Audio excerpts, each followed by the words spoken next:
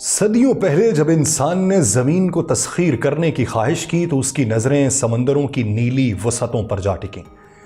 پانی کی یہ بے کراں سلطنت جو پہلے محض ایک پراسرار اور خوفناک حقیقت تھی، دیکھتے ہی دیکھتے سب سے بڑی طاقت بن گئی۔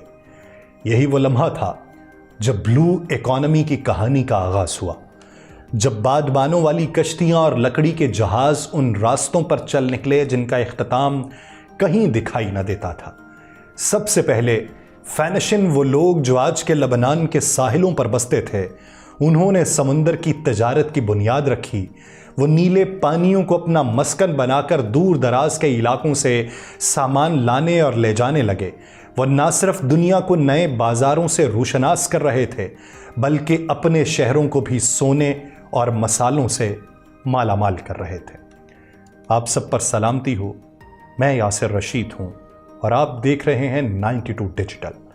ناظرین، بلو اکانومی، جس کو فینیشین کے بعد یونانیوں نے فروغ دیا، جنہوں نے سمندر کو اپنی سلطنت کا ایک لازمی حصہ بنایا، اور اس کے بعد رومیوں نے اسے غیر متنازع طاقت کے طور پہ تسلیم کر لیا۔ رومی سلطنت کی طاقت محض اس کی فوج یا شاہراہوں میں نہ تھی، بلکہ اس کے جہاز وہ ہتھیار تھے جنہیں دنیا کے ایک بڑے حصے پر حکمرانی کو ممکن بنانا تھا۔ قرون وسطیٰ میں وینس اور جنیوا کی تجارتی ریاستیں انہی نیلے پانیوں کی بدولت مالدار ہوئیں۔ یہ شہر جو کبھی عام بندرگاہیں تھیں، سمندر کی بدولت یورپ کی معاشی نبض بن گئے۔ ہسپانوی اور پرتگالی مہم جو آپ اپنے جہازوں پر نئی دنیا کی کھوج میں نکلے تو انہوں نے بلو اکانومی کی طاقت کو ایک نئے انداز میں آزمایا۔ کرسٹوفر کولمبس نے سمندر پار امریکہ کو دریافت کیا، واسکو ڈے گاما ہندوستان تک جا پہنچا، اور یوں سمندر کی وسعتیں نہ صرف زمین سے جڑی سلطنتوں بلکہ ان کے خوابوں کو بھی نئی حقیقت میں ڈھالنے لگیں جو انسان نے کبھی نہ سوچے تھے۔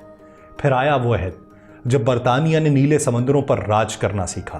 برٹش امپائر ایک جملے میں سمٹ جاتی اگر اس کے پاس وہ بحری بیڑا نہ ہوتا جو دنیا کے ہر ساحل پر موجود تھا۔ لندن کے بازاروں میں مسالے، چینی، ریشم، چائے اور سونا اسی سمندری طاقت کے طفیل پہنچتا تھا۔ اس کے بعد امریکہ نے اپنی بحری طاقت کو تجارت اور جنگ دونوں میں ایک فیصلہ کن قوت میں بدل دیا۔ آج بھی بلو اکانومی کو وہی حیثیت برقرار ہے جو پہلے سے کہیں زیادہ اہم ہو چکی ہے۔ ہر روز لاکھوں ٹن سامان ان بحری راستوں پر سفر کرتا ہے جو قدیم زمانے کے جہاز رانوں نے دریافت کیے تھے۔ دنیا کی 70% تجارت سمندری راستوں سے ہوتی ہے۔ توانائی کے ذخائر کا ایک بڑا حصہ سمندر کی تہہ میں چھپا ہے، اور نئی ٹیکنالوجی کے ساتھ سمندر کے بطن میں وہ خزانے دریافت ہو رہے ہیں جن کا کبھی گمان بھی نہ تھا۔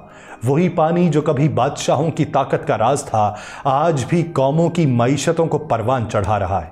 تاریخ نے ثابت کیا ہے کہ جس نے سمندر کو اپنایا اس نے دنیا کو اپنا میدان بنا لیا۔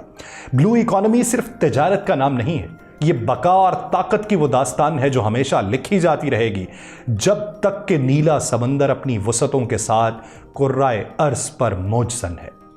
اس وقت کئی ممالک اپنی ساحلی پوزیشن اور سمندری وسائل کے باعث بلو اکانومی میں نمایاں مقام رکھتے ہیں۔ چین دنیا میں بلو اکانومی کا سب سے بڑا کھلاڑی ہے۔ اس کی ماہی گیری، سمندری تجارت اور بندرگاہی صنعت عالمی سطح پر سب سے بڑی ہے۔ شنگھائی، شینین اور نینگبو جیسے پورٹس چین کی بلو اکانومی کو نمایاں بناتے ہیں۔ یورپی ممالک، خاص طور پہ ناروے، جرمنی، نیدرلینڈ، سمندری تحقیق، آف شور ونڈ انرجی اور سمندری خوراک کے حوالے سے دنیا میں آگے ہیں۔ امریکہ کی بلو